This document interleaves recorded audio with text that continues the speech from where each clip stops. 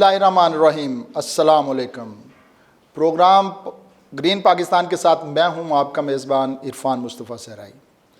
नाज़रीन, माजी में देखा जाए तो जंगें हुआ करती थी ज़मीन के लिए, और लोग जितनी ज़मीन हुआ करती थी उतना ही अपनी रियासत को बड़ा समझा जाता था, और लोगों में एक ही ख्वाहिश थी कि हम दुनिया को फ़तह करें। लेकिन आज जो हालात हैं वो नहीं कि हम ज़मीन को फ़तह करें, बल्कि हमें मुआशी तौर पे अपने आप को मुस्तहकम करना है। किसी भी मुल्क के लिए तरक्की का एक ही बुनियादी मकसद होता है, वो मुआशियात को बेहतर करना। अब हम जब इस दौर में देखते हैं तो हमारी जितनी भी दुनिया में ग्लोबलाइज को गौर करें तो वो सारी की सारी मईशत के ऊपर ही जंग लड़ रही है। इस जंग ने हमें नुकसान भी दिया, लेकिन इस जंग के साथ साथ हमें अपनी तरक्की को जाना है। हमने पाकिस्तान ने इस हवाले से किस तरह की जंग लड़ी, या अच्छा किया या बुरा किया, इस हवाले से हम इस डिबेट में गौर करेंगे। और दूसरा ये देखेंगे कि हमारे साथ साथ इस जंग में जो हमारी गरीब अवाम है वो किस तरह से पिसी, और क्या हुक्मरानों ने इस हवाले से अपने आप को बेहतर तरीके से अपने किरदार को या अपने फ़राइज़ को अंजाम दिया या नहीं दिया। इस हवाले से आजकल हम एक और चीज़ पे भी बहस करेंगे, जिसमें बजट भी आया। पुरानी हुकूमत, आज की हुकूमत और मुस्तकबिल में हमारे क्या लाए अमल के ख़यालात हो रहे हैं, इसके लिए हमने तज्ज़ियाकारों को अपने इस प्रोग्राम में दावत दी है। ये बड़े मुस्तनिद और बेहतरीन सीनियर तज्ज़ियाकार हैं जो अपनी खूबसूरत राय से और दानश्वराना मशवरों से ये बताएंगे कि हुक्मरान किस हवाले से अपने तौर पे फ़राइज़ अंजाम नहीं दे सके या दिया उन्होंने, और आवाम के साथ इस वक्त क्या हुआ। मेरे साथ मुअज़्ज़ज़ मेहमानों में मलक आफ्ताब अहमद सीनियर तज्ज़ियाकार हैं, और ये ह्यूमन राइट्स पे इन्होंने बड़ा काम किया।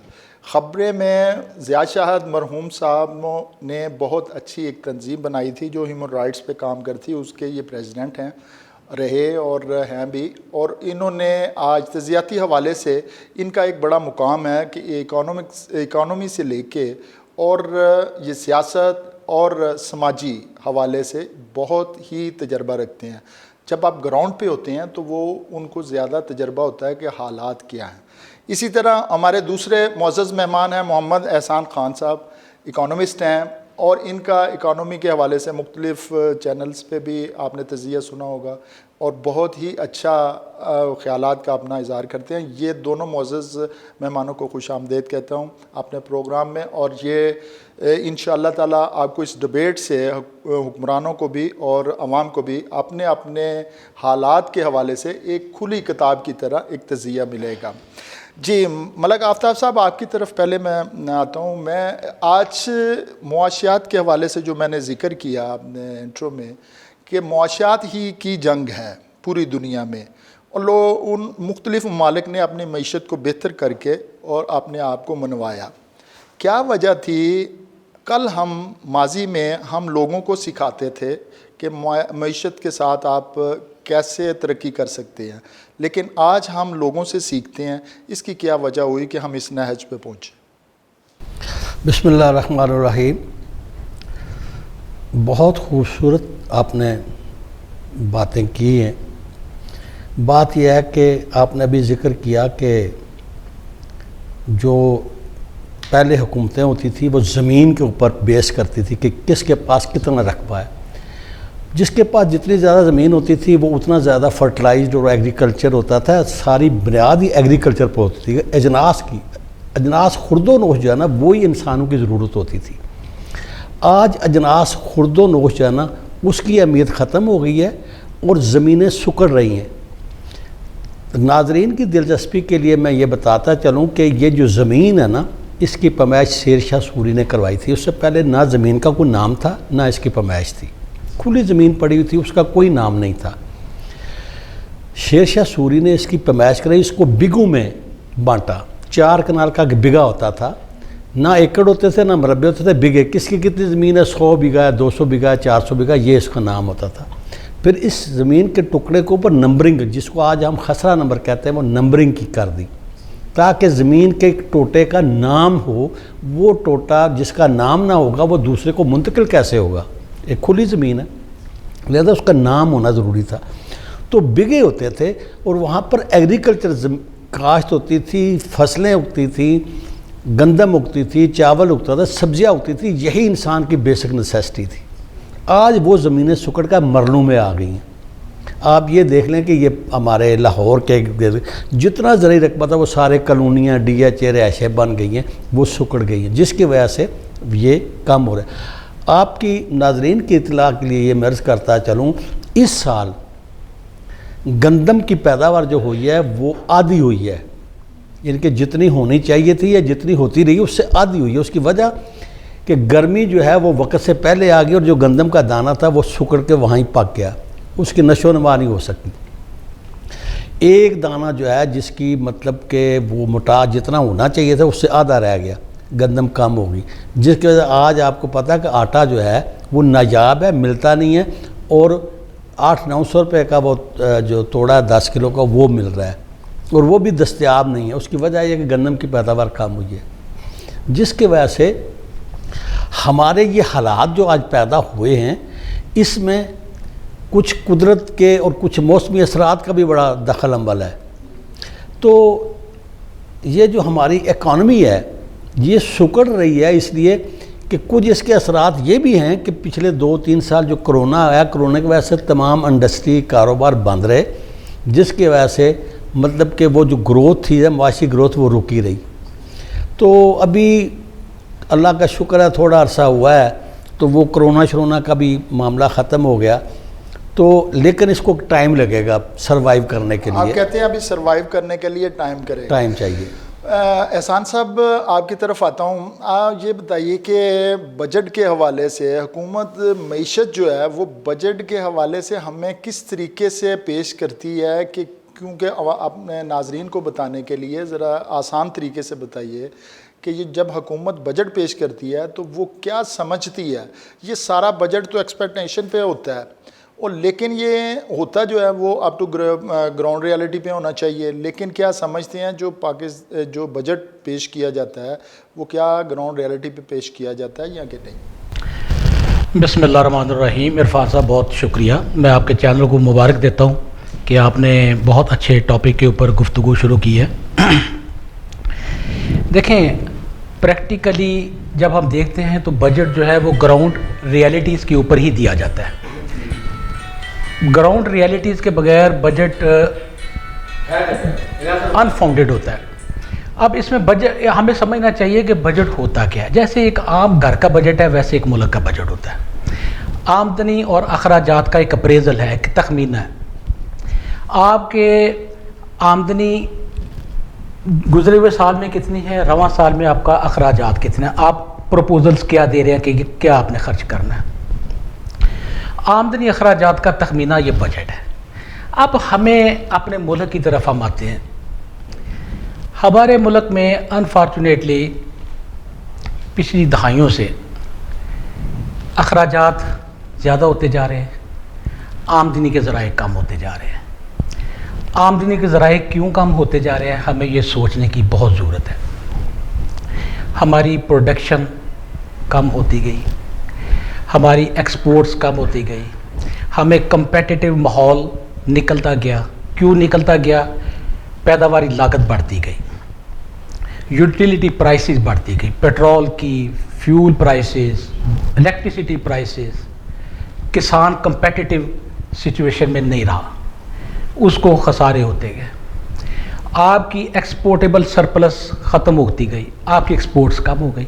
ایکسپورٹس کم ہو گئی تو آپ کا زر مبادلہ, آپ کے پاس اس کا انفلو کم ہو گیا. اخراجات آپ کے زیادہ ہوئے, آپ کی آمدنی کم ہے, اس میں بے روزگاری ہوئی, ان امپلائمنٹ ہے. اس وقت عرفان صاحب یہ جو سچویشن ہے پاکستان میں, یہ انفلیشن اس وقت بھی ایک رپورٹس کے مطابق 13 سے 14% انفلیشن ہے.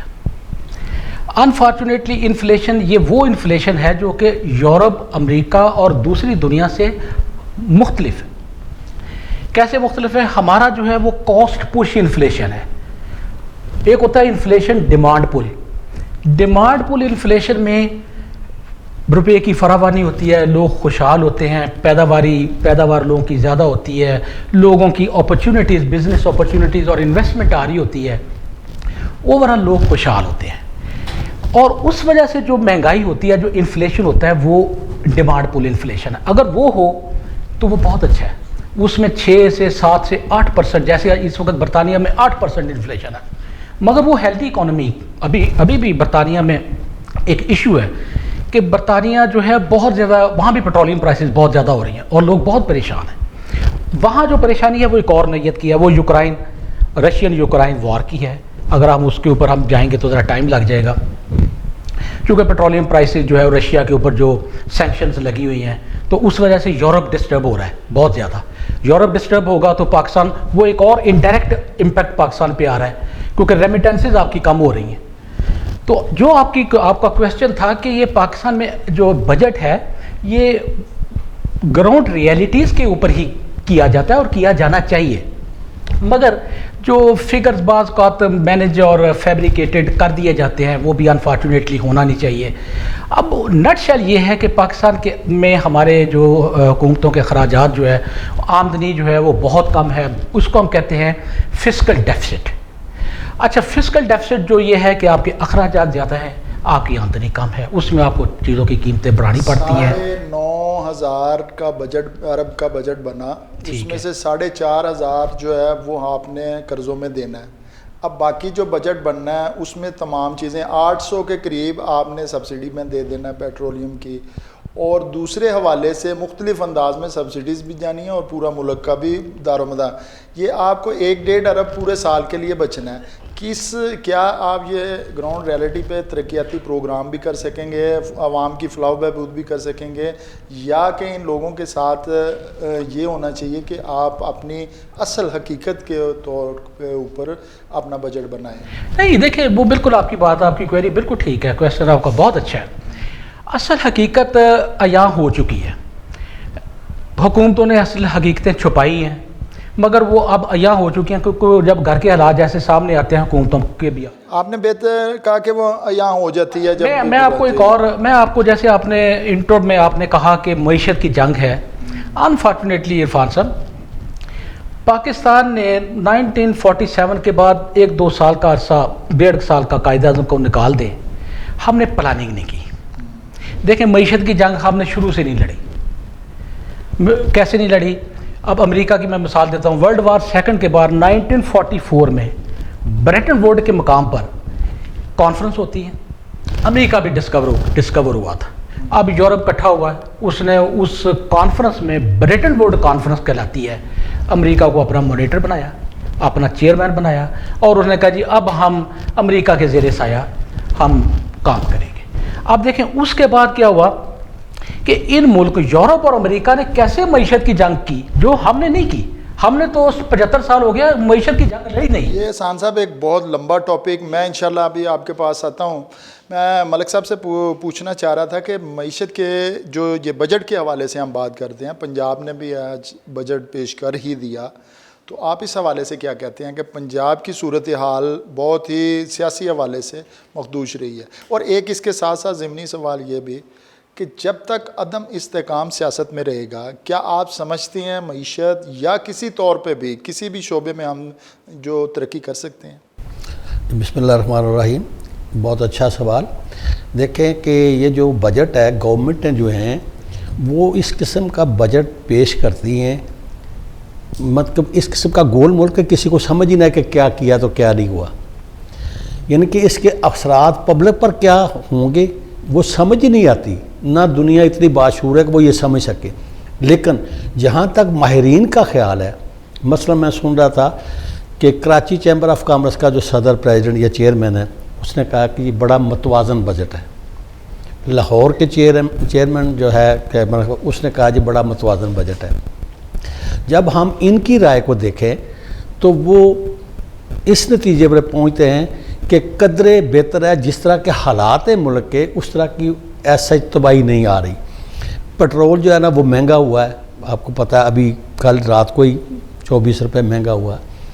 अब जो गरीब आदमी है وہ پیٹرول اب افورڈ ہی نہیں کر سکتا. گورنمنٹ کو چاہیے کہ ایک فیول کارڈ موٹر سائیکل والے جو لوگ ہیں غریب طبقہ ان کے لیے ایک فیول کارڈ ایشو کر دے تاکہ وہ بیچارے گورنمنٹ کو کیا چاہیے یہ ابھی بہت کچھ اسے کرنا باقی ہے. یہ ایک چھوٹا سا بریک کا ٹائم ہوا ہے, بریک کے بعد انشاءاللہ بیٹھ کے اسی بات پہ بات کریں گے.